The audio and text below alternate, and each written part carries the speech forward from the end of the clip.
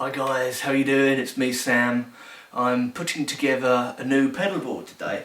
Now I've still got my old one, so this has been my current one for the last couple of years, and this will still continue to be the one that I take out and gig with. You can check out a video of me building this one actually. If you click this link, it'll open in a new tab and you can watch it later. But I just wanted something bigger for the studio. So I've actually got one of these. It's one of these, let me open it up here. It's one of these pedal boards with all of the holes, and you use those zip ties to hold them on, so there's no mucking about with any Velcro or anything, which is pretty appealing to me. Yeah, 2 tiers as well. What I'm going to do to begin with actually is I'm going to move this over to the side actually. I think that seems like a better place to have it. So let's go ahead and do that right now.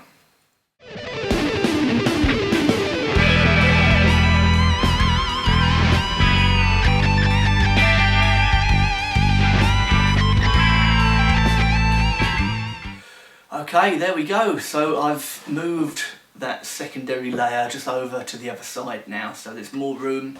This way you can get a couple of larger expression pedals over there. So that seems to be the best thing to do. Right, so I'm going to start laying some pedals down on the board here. I'm not going to tie anything on yet. I think it's wise just to make sure everything will fit first, and then I can do a bit of tweaking later.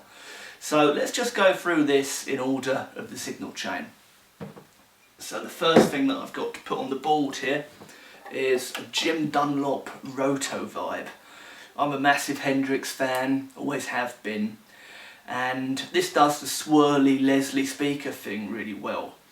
What I like about the Roto is you can adjust how fast the simulated speaker is spinning on the fly, so you don't have to bend down and tweak anything. So that's awesome. There's a lot of other great vibe pedals on the market, but this one you've got the option to change it on the fly, so that's why I picked it. So that's going to go over there. Of course, probably the most important pedal on the board is the chromatic tuner. I've gone old school with this. I've got the TU2, great pedal. So now I'm going on to drive pedals. I've got a few interesting ones here actually. This one is the Flex Drive by J Rocket Audio, and it's, you know, as the name suggests, it's very flexible. It can do all sorts of different things. There's a few options on here that you can go for, so we'll stick that here. Now I might be being a tad optimistic in how many I can actually fit, so I'm just going to try to get everything on here, and if I have to make some sacrifices later, so be it. But the next one I've got, this is another interesting one. It's a Bad Cat Siamese Drive, and the idea with this guy is it's 2 pedals in one, and both of them are the exact same identical circuit, so you can run them in different ways. Yeah, this is a really cool pedal. I love the way this thing sounds. That's going there. Here's something of an old favourite, the Plimsoul. This has been on a couple of previous boards, and I love it. It's so good. I think it's a favourite amongst quite a few people as well. I've seen a few videos of Leanderton singing the praise of the Plimsoul as well. Awesome little pedal.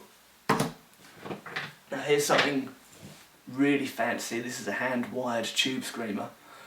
One of my favourite amps that I've got up there is a Fender Bassman, and you know, as soon as you get the tube screamer in the Fender Bassman and a Strat with some single coils, you're definitely in Stevie Ray territory. And he's always been a favourite of mine. Amazing tone, amazing player. So that's going to go down there. And maybe I'm being a bit optimistic because I've still got to get the patch cables in between, and I'm not sure how much real estate there is to do that. But we'll see. Okay, this is really cool, and this is a local Alberta company, Dingo Tone. It's a phaser.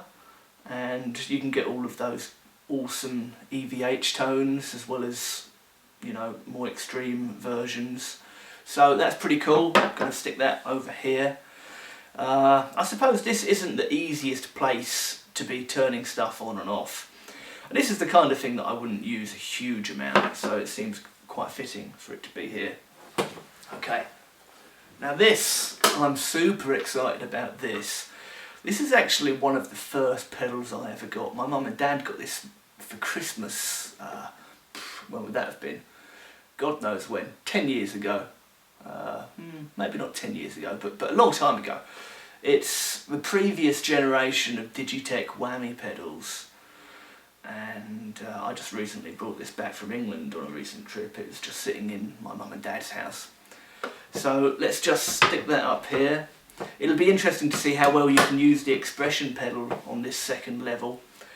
But yeah, we'll have to wait and see with that one. But I'm really excited about getting this going. I love all of those octave down effects where you can just get everything sounding super mean. Right, here's a cool one, the Boss loop station. Not my favourite loop station, I really like the TC Ditto. But this is a great loop station as well. It's a little bit bigger, but then I've got the luxury of space. And like I said at the beginning of the video, I don't want to cannibalise this old board, because this is still going to be my taking out to the bars pedal board. So it's important to me that that remains the same. Now something that I wanted to do with this board that I haven't done on a board before is run a stereo rig to 2 amplifiers. So the last 2 pedals that I've got here, they're both dual output, so I can go left and right. And they're both by TC Electronics, and you know, tried and tested by so many players. The flashback, which is an amazing delay, I really love this delay, and the Hall of Fame, which is an incredible reverb, and both of these are so versatile.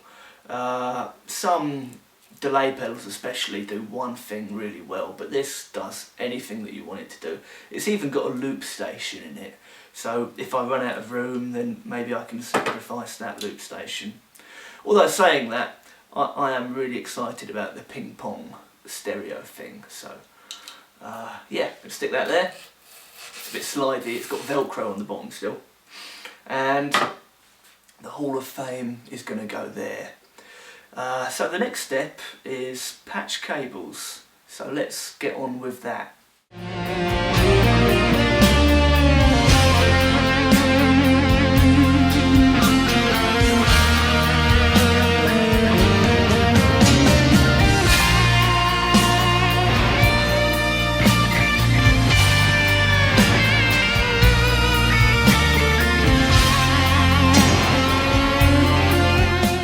Okay, so far so good. I haven't had to take anything off. These Planet Waves instrument cables have proved really good. They're quite flexible, so it's not like some of the other brands where you're really trying to force them apart to get stuff to fit together. So definitely recommend the Planet Waves. So now I'm just going to sort of plumb in the power supplies, and I've got a large amount of these multi-purpose ties to tie everything on using the little holes. So we'll see if I run into any difficulties. Hopefully I won't have to move anything off the board. I'm pretty pleased about that. Okay, here we go. I'm going to speed it up again.